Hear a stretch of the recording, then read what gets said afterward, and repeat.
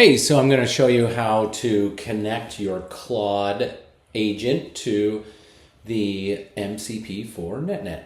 It's actually pretty easy. You may be familiar with this, but what you have is a list of tools up here, and one of them is Customize on your left sidebar.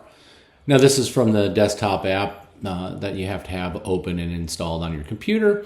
And then when you get to the screen for Customize, click on Connectors.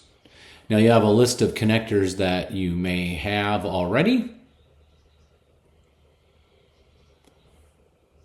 And what we're going to do is we're actually going to do a custom connector. So we want to add a connector, and they have browse, but you can add custom. Now all I got to do is give it a name, net, and paste the connector, the address that we gave you, and then you click add. And it's going to come back and say, okay, you got to get connected now. So I click on connect. It opens your web browser. It says which workspace or workspaces. If you see more than one, you can connect as many as you want, and you complete the connection. It says you are good to go. Open the desktop app.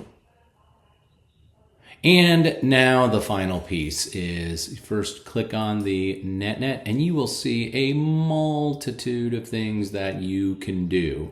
So what should you do for permissions? Well, if you're like me, there are things that I don't like the Claudes and the, open AIs to have access to, but in a lot of cases, I don't want to slow down my productivity, so you have to kind of go through them if you want.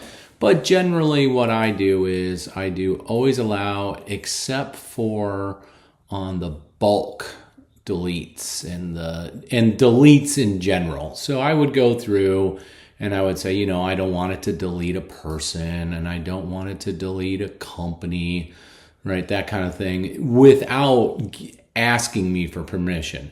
But you set it up any way you want, and go with the permissions that you're looking for. You can get very granular because our MCP is so comprehensive that it gives you a lot of control options in there. So that's about it. Good luck.